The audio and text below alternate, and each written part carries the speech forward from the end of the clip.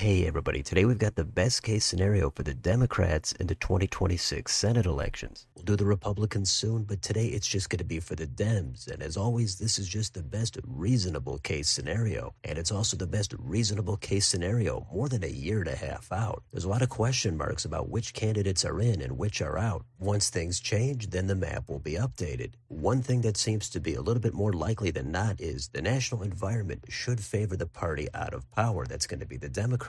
It might not be by a lot, and there's no guarantee it's definitely going to happen, but I think it's fair to give them a little bit of an edge. This is also trying to project ahead. A lot of times we're going to get early polling, and it might seem notable at first, but by the time the actual election rolls around, a lot of times things end up changing. Now, the Dems would need to flip 4 seats in this to outright control the Senate. That's going to be a tall order. So your map is probably going to look a little bit different, but let's get into this. We're going to start with the safe states. These are expected to be 10 or more point margins, but because it's so early and difficult to actually predict a margin, I would also express these in terms of confidence. So safe is going to be not competitive. Now let's start with the Democrats, and this is going to be easy because most of these states would go safe in a regular type of environment. So they're obviously going to get Oregon, Colorado, New Mexico, up in Minnesota. I just barely have this hitting safe in this scenario. It is an open seat. It should be more competitive, but with a potentially blue-leaning national environment and the Republicans not having any super strong bench, if it's going to be Royce White again, I don't think it's unreasonable to think this could hit 10 points for the Dems. After that, we've got Illinois. Then at the East Coast, we've got Virginia. This is, of course, going to assume it's not going to be Glenn Youngkin running against Mark Warner. Up from there, it's going to be Delaware, New Jersey, Rhode Island,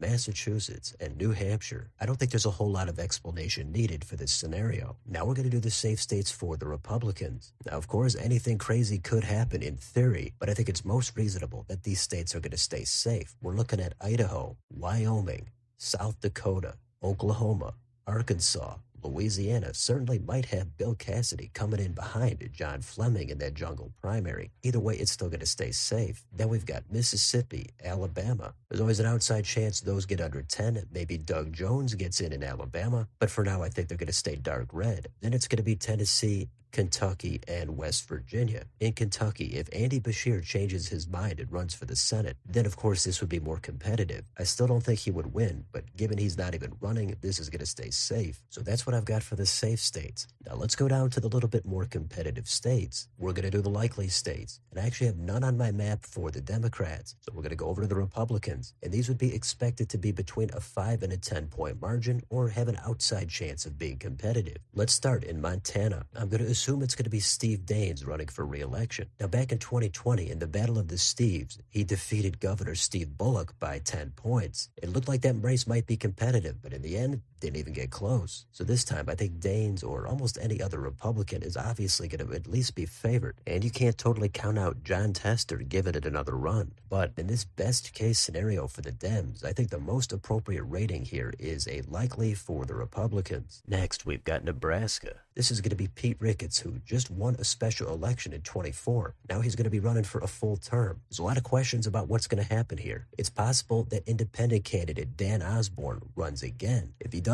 and the Democrats don't field a candidate, then this race could potentially become competitive. Now, when Osborne ran against Deb Fischer back in November, he made it closer, but not super competitive. Ricketts, the former governor, seems to be a stronger candidate. I know there's early internal Osborne polling that shows him neck and neck. We saw the same thing last time. But at this point, I think the safe rating is to put this at likely Republican. That's assuming that Osborne actually even runs. South of there, we've got Kansas. This looks like it's going to be Roger Marshall for the Republicans. If Governor Laura Kelly decided to run, I think this seat would be more competitive. But in this scenario, I think if the Dems have a great night, it could dip down under 10, and it's going to go likely for the Republicans. Next, we're going to go to the East Coast. We've got South Carolina. Here, it looks like we're going to be looking at Lindsey Graham. I don't think he's the strongest candidate, and he has some likability issues. But this is South Carolina. The Dems don't have a rock-solid bench here. But in this scenario, I think they could get it under 10, and I think it's going to go likely Republican. Finally, we're going to go down to Florida. This is a special election to fill the remainder of the term of Marco Rubio. Ashley Moody was appointed to that seat. The Dems have a weak bench here. The state has moved so far to the right over the past decade. Even in the blue wave of 18, Republicans actually flipped the Senate seat here and picked it up with Rick Scott. Seems like I usually underestimate the Republicans' Republican strength in this state by at least a few points. So in this scenario, I think the Dems could definitely get it under 10 if they have a great night. But that's about as far as I'm going to take it. I'm going to put this at likely Republican. Now we're going to go down to lean states. And in this scenario, these would be the battlegrounds. It should be under 5-point margins. Now let's go through them one at a time. Let's start in the last frontier. We've got Alaska. So we might be looking at Dan Sullivan, the incumbent Republican. Now Sullivan is absolutely going to be favored, but this is Alaska, it's not Arkansas. Dems and independents are not totally non-existent here. Their best bet would be if Mary Peltola decided to challenge Sullivan. It's too early to say for sure if she's going to run again in the U.S. House or if she's going to go for governor or for the Senate. Now when Sullivan won his first Senate race back in 2014, that was kind of a red wave environment. He flipped it and he won it by only about 2 points. So there is some precedent here for a potentially competitive race. But at this point, Sullivan is still going to be clearly favored. However, the rating is going to get down to lean Republican. Next, we're going to go to Texas. Now here a lot depends on who the Republican nominee is. Is it going to be John Cornyn, the established establishment favorite? Or is it going to be Attorney General Ken Paxton causing an upset? It should be more competitive if it's the more controversial Paxton. And the Dems here are not known for their super strong bench. So if it is Paxton and the Dems run a good campaign, I think the fair rating here is to put this down at lean Republican.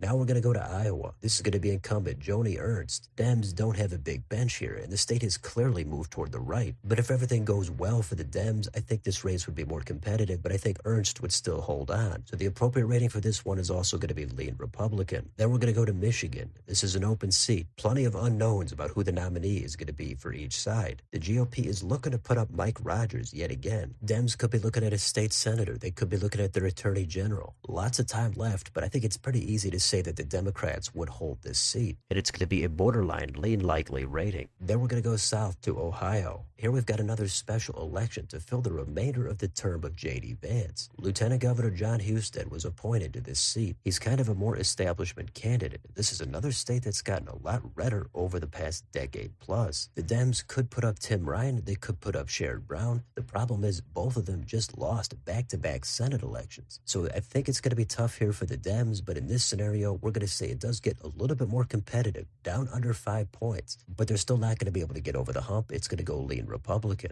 Now let's go to the northeast corner. Let's take a look at Maine. This is the Susan Collins seat. She's been in there a long time. She's considered a more moderate Republican in a blue-leaning state. The polling last time in 2020 in Maine was a disaster. Collins looked like she might be finished, but she won comfortably. So Collins has been through this thing before. She's managed to have enough crossover appeal to find success, but there's no guarantees that the Democrats can't flip this thing. Democrats definitely have success in this state. I think the strongest candidate for the Dems is going to be the more moderate Jared Golden. So we've got to see what happens, but I don't think it's unreasonable to think that in a blue wave type of environment that this seat could flip. I don't think it's going to be overwhelming, but we're going to say it could at least go 2 or 3 points for the Democrats, and that's why it's going to get a lean D rating. Now we're going to go down the East Coast. We've got North Carolina. Here we're looking at Tom Tillis for the Republicans, and this is considered to be a battleground state. Dems have success in some of the statewide offices, but the Republicans have success in others. Dems might be looking at Wiley Nickel. They might be looking at former Governor Roy Cooper. Tillis also looked like he might be potentially vulnerable in a primary, but that might have fizzled out by now. I don't expect to see Tillis dominating any of the polling, but in this scenario, I think it's easy to say that Tillis could be defeated, at least by a small margin. It's going to be by under 5 points, but this is going to be a lean D rating, and Dems would have a pickup here. The last state is Georgia. This is incumbent Democrat Jon Ossoff. It's unclear if Governor Brian Kemp is going to challenge him. If he does, it's going to be a big battle for Ossoff. If he doesn't, then Ossoff is going to be favored. Now, even though the state has moved toward the left, it's still considered to be purple. Here, Republicans have success statewide, and the Democrats have had more success as of late in the U.S. Senate. Now, candidate quality definitely matters, and Republicans might have squandered winning a couple of more races. But in this, Ossoff is going to be able to hold on. It's not going to be against Brian Kemp, so therefore he's at least going to get this by a 3 or 4 point margin. So that means this is going to be lean blue. So that's it. The final map comes out to 51 seats for the Republicans, 49 for the Dems. Again, it's early and there's a lot of unknowns, but this would be the reasonable top of the mountain scenario for the Dems. They're going to hold all the seats that they need to in Minnesota,